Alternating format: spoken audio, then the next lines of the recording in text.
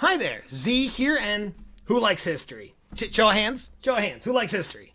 I know I absolutely love history. It was my favorite subject in school, and before the History Channel started to be more rednecks spitting in lakes, people driving big cars over dangerous terrains, and hey, you can't have the History Channel without some crazy guy trying to convince you that Jesus Christ was the third prince of the Horsehead Nebula. But before all of that, they had some pretty good documentaries on there. I loved watching their documentaries.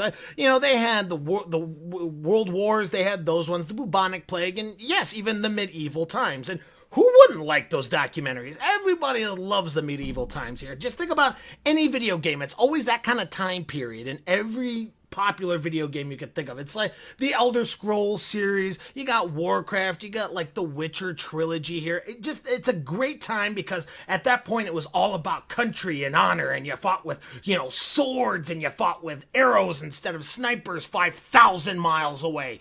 It was a more energetic time. And what if I told you that there is a game that recently came out that had all of that, but it actually was historically accurate to back in the day? What would the game be like? Would it be fun? Would it not be fun? Well, I've played about 10 to 12 hours of it, and I have some thoughts. Why don't you come join me? Some of them are good, some of them are bad. Some good, bad thoughts. I'm trying to work up intrigue right here. I'm trying to get you to watch the rest of the video, okay? Give me a break.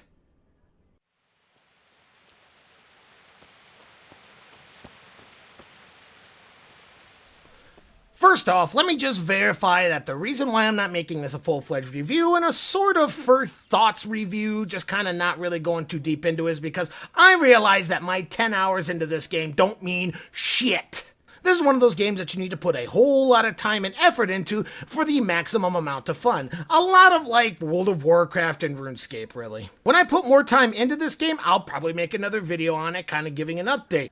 But like the before-mentioned games of World of Warcraft and RuneScape, this game has plenty of mind-numbing parts to it as well that you need to trudge through to get fucking anywhere. Honestly, of the 10 hours of gameplay, I didn't get into one fight until around 6 or 7 hours in. Before that, it primarily consisted of the history of your world, your family that, hold on a second. Spoiler alert! Spoiler alert! This wouldn't be much of a spoiler if you played any games in the past that started with a loving family who loved you very much and would do anything for you, but spoiler alert! They die. But let's take this one glitch at a time, starting at the beginning. This is you. Your name is Henry. You are a peasant to the son of a blacksmith. You live a good life of beating up drunks for gold, throwing dung at houses, and flirting with the local barmaids until generic plot 869 comes into play, and your entire city is razed with everybody killed by an invading army, forcing you to flee and warn the other cities around you about the incoming attack. From there, you really start to get a good grasp on the world around you and your place in it. You are no one. Yes, for once you are not the God-blessed prophet with Rambo-esque badassery. You are a peasant who can't fight, who can't woo anybody with your silver tongue, and can't shoot the broadside of a barn with your bow. And if that isn't the perfect segue into the gameplay, I don't know what is. The gameplay is horrific. It's clunky, it's slow, it's inaccurate, and most importantly, it's done on purpose. It's actually a really great idea. You are a peasant with zero training whatsoever, right? So when you swing a sword, just like in reality, you will be slow, pathetic, and bad at it, just like your love life. When you shoot a bow, you don't get a reticle to help you see where the arrow will go. You just kind of need to train your eyes on where it will go and train your hand to become more steady when you use it more. There is no training wheels to this game. You want to get better at the somewhat complicated swordplay? Prepare to die a shit ton, or go to the training arena every so often so you don't become rusty. And what is so complicating about this swordplay, you may ask? Well, do you guys ever remember a game called For Honor and how tedious the gameplay was for that? Don't worry, if you haven't played it, pretty much there's two opposing sides. You have to attack each other's, and then you have to kill the other team. And while you're doing that, you have to kind of determine if they're going to be striking high, medium, or low with a slow attack or a fast attack, and then you're supposed to dodge in the same exact way that they are to dodge it and go right on the offensive. It was so fucking tedious. Well, same thing with this game, except there's 6 unique ways to be attacked and defend, which takes a hell of a lot longer to master if you're as deadly as Glass Joe. But gameplay isn't always about slicing off the head of every single person who slights you Highlander style. There are plenty of other things that you can also do. You can be a unsuspecting thief, a charismatic bard, a violent brawler. There are plenty of different roles that you can go to proceed in this game. This game really opens up a style of gameplay to you in ways that I have never seen before. Want to purchase yourself a nice, clean, high-quality piece of armor and walk around acting like royalty so the other peasants would bow and take out their tits to show you? I mean, I haven't seen them do that yet. Maybe that's a 30-hour type of thing, but I'm sure it's in there. And if you get into a fight and show no mercy, you better clean off that armor and sword of all that blood or you'll look more lowly than the lowliest peasant out there. Honestly, I have to give this game credit where credit is due. It brought plenty of fantastic ideas to the market, and for good reason. This is one of those rare instances you find on the internet of a Kickstarter that actually pulled through and put out a unique and interesting product instead of taking all the money, moving to Nigeria and living off of prostitutes and cocaine for the rest of their 5 months of life before the backers chased them down and decapitated them in front of their own families. It's always good to have fresh ideas and interesting premises coming from people who haven't been in the game industry for decades and decades and pump out the same shit over and over again. Kudos, great, loved it, you guys. Now, some of this video may seem to have some offhanded compliments to it because it kinda actually is. I'm not that interested in the game overall. Sure, I can admit it's done plenty of stuff well, and maybe it's just that I haven't gotten far enough to be super immersed into the game, but there's a ton of things that I can't stand about this game. Let's start with the voice acting. It can range from, it's alright, not that bad, to, wow, I didn't know it was take your drama student to work day, kind of bad. None of these actors were even close to as fantastic as those in The Last of Us, or hell, even in Wolfenstein.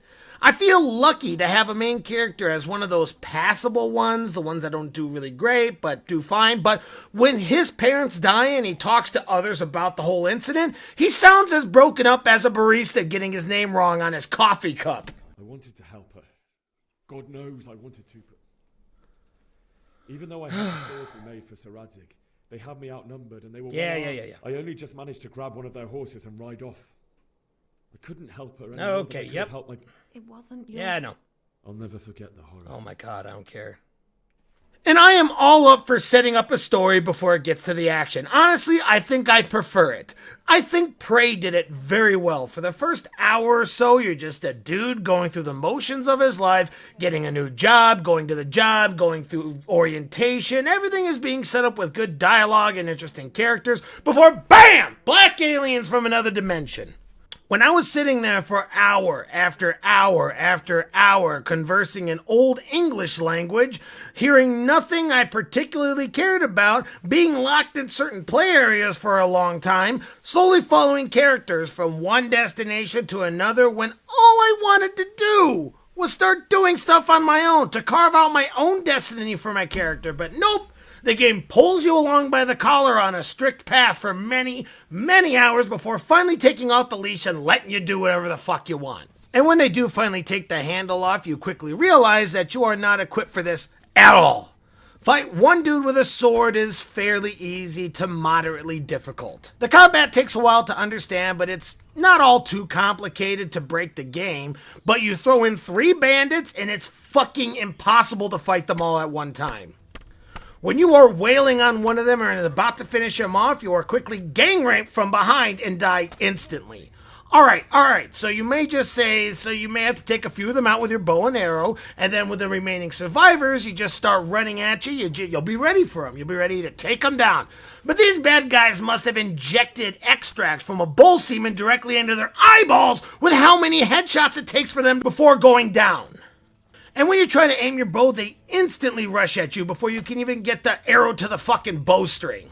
And the glitches, oh boy the glitches. When I first heard that the day 1 patch had a 20 gig download, I knew something was probably not right with the game.